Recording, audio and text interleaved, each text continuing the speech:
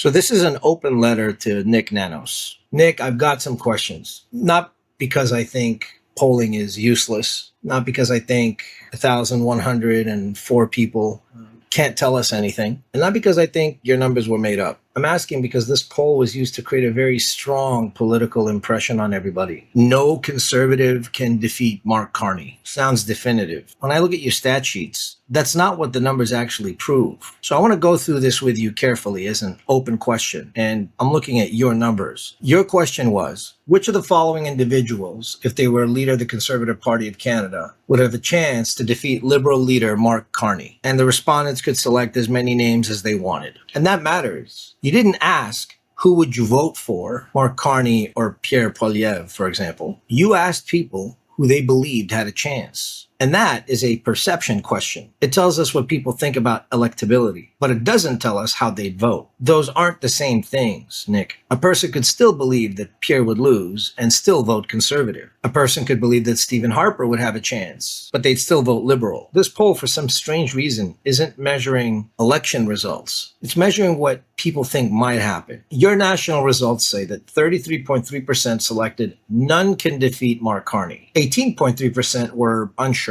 And because those people that you reached out to could select more than one name, those numbers don't add up to 100%. Here's the problem. 33% is not a majority. It's not even close. It means about 1/3 selected none. But it doesn't mean that Canadians collectively decided that no conservative would win. In fact, many of the people that responded selected at least one conservative, and others said they were unsure. So how do we get from 1/3 selected none to no obvious challenger could defeat Carney? I'd like that answer. So I'm from Quebec. Let's look at your Quebec numbers. You had 222 unweighed respondents from Quebec. After weighting it, it was 231. So in Quebec, your poll said 23.3% said no one can defeat Carney. 29.4% said they were unsure. So in Quebec, the largest answer wasn't no one. It was we're not sure. And that's important because the strongest Quebec conclusion isn't Quebecers think Carney is unbeatable. It says that large numbers of Quebecers are still unsure. And those, and you know this, are two different stories. And yet the public headline has flattened this into a conclusive national narrative. When you look at the prairies, Pierre got 26.2%, Harper got 25%, and the none can defeat Carney got 29.1%. That's not some overwhelming rejection of every conservative inside this form. That's a divided result. A lot of people actually saw Pierre or Harper having a chance. And a lot also selected none. That tells me there's uncertainty and fragmentation in the prairies. It doesn't say Carney is untouchable, like the headline. And again, you do something weird here. You group Alberta, Saskatchewan, Manitoba together. Why? Those are three different provinces. How many from Alberta? How many from Saskatchewan? How many from Manitoba? Was the prairie result mostly driven by Alberta? Was Manitoba overrepresented? Was Saskatchewan underrepresented? We can't tell from this public table that you have up here, man. And that's, to me, the real weakness in this. Not because the numbers are fake, but because the regional geography that you decided to cover for all these areas is so broad, we can't tell. We can't tell where these things are coming from. That's a question I need you to answer. Your table says that all the response options were basically randomized. Okay, good. That answers one question. The order of the names was randomized. But that's not the same as telling us where the people that were represented actually came from. You know that, right? For example, let's go back to Quebec. You said 222 people responded. Okay, Nick, where in Quebec? In Laval, downtown Montreal, Quebec City, Saguenay, the eastern townships, northern Quebec? Same goes for Ontario. Toronto, Ottawa, Oakville, southwestern Ontario, maybe small towns, suburbs? And then you said that the sample was geographically stratified. Okay, what were the strata? Was it province? Was it region? Was it urban or rural? I mean, you know the answer, but the public doesn't know that answer. And this matters because random calling doesn't automatically mean that the final sample was evenly spread out. You can randomly call numbers inside a concentrated area. I mean, the calls are still random. The geography can still be narrow. So when you say this survey represents, for example, Quebec, I want to know what that actually means. How many are from Montreal? How many are from outside Montreal? How many came from eastern Montreal? How many were urban? How many were rural? I'm not asking for addresses, Nick. I'm not really even asking for phone numbers. I'm asking you for an aggregated breakdown. Because without it, none of us can know if this was geographically concentrated on one area. So just saying the whole province kind of messes it all up. I'm in Montreal. We vote very differently from people that are out in the East. How is this going to be accounted for? How do we know that this isn't concentrated and randomized inside of an area in Quebec, say, that has a particular political leaning? All we're basically told was it wasn't. It's almost like just,